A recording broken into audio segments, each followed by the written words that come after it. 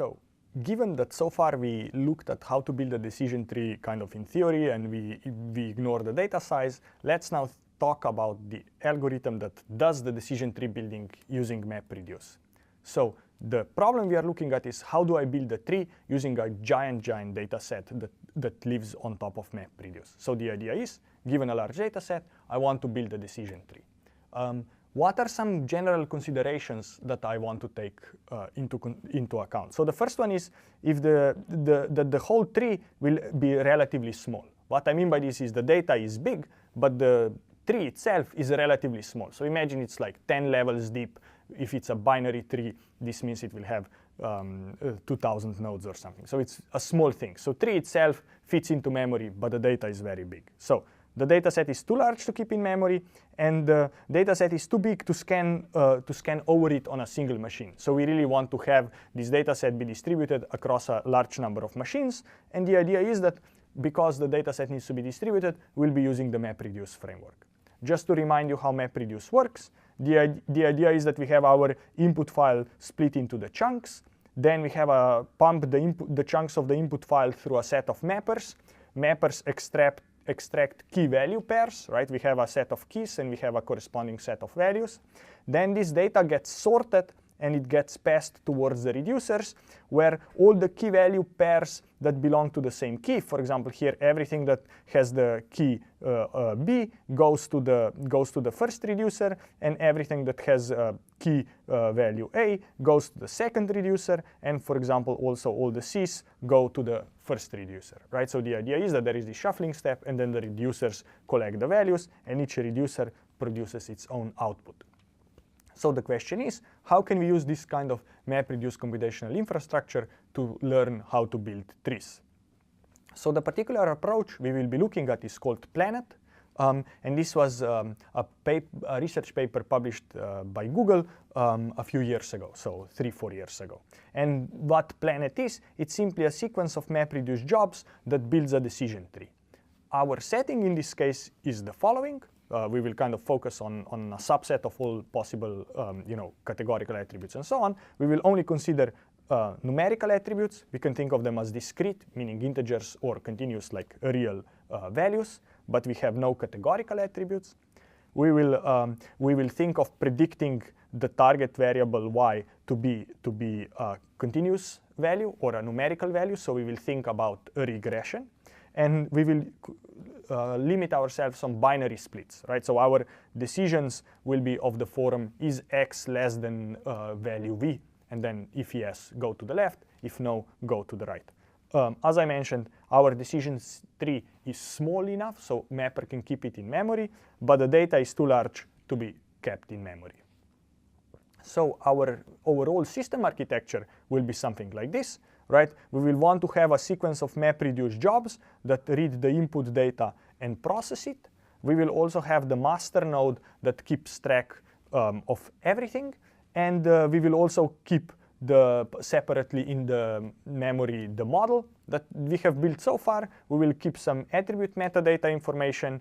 And the master is also responsible for saving intermediate results. What the MapReduce will do is it will do in particular two things. It will try to help us find the best attribute and the best value to split on. So we will call this find best split, and then it will also kind of keep building the tree. So the expensive part here, or the part that is computationally very expensive, is finding what is the best split. And we want to utilize MapReduce to help us find the best split. The way we will build the tree is we will build it in levels. So we'll first build the first level, and then we'll build the second level, and so on.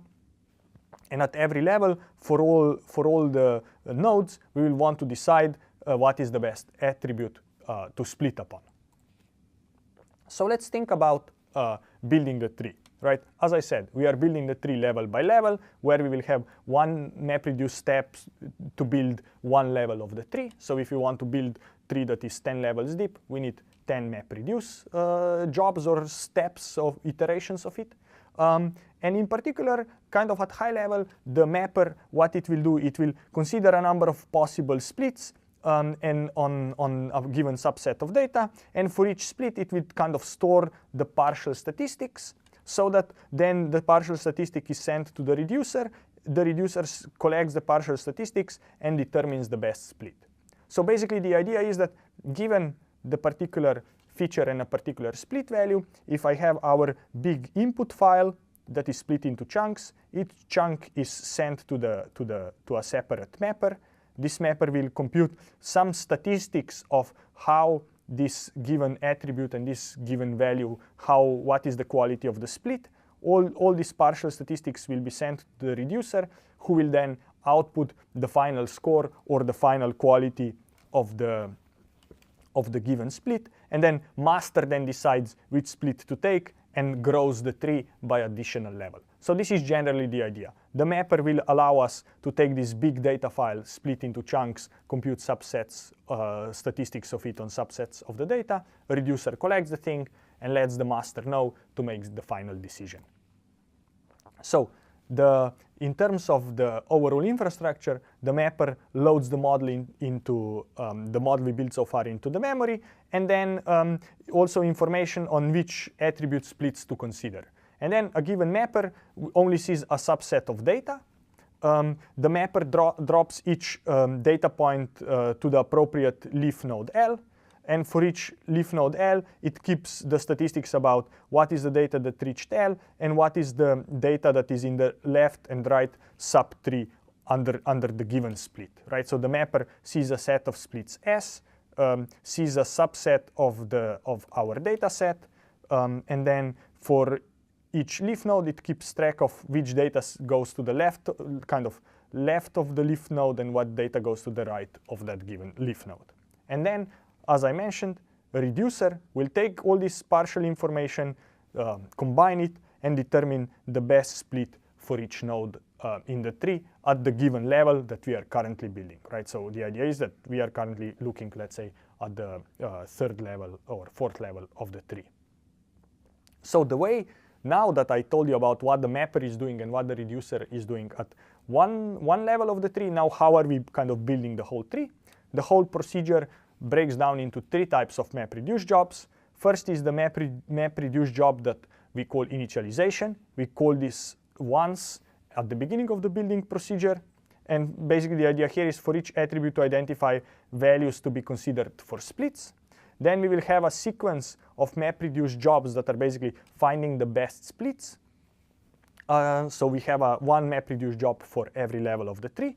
Here the idea is that we want to find the best split when there is too much data to fit in memory. And then we also have this last part, which we will call in-memory build. This is the thing we want to run at least once, where basically it's a similar thing to the build subtree function I already showed you. And the idea here is that once the data is small enough, we just want to go and build the whole subtree at once.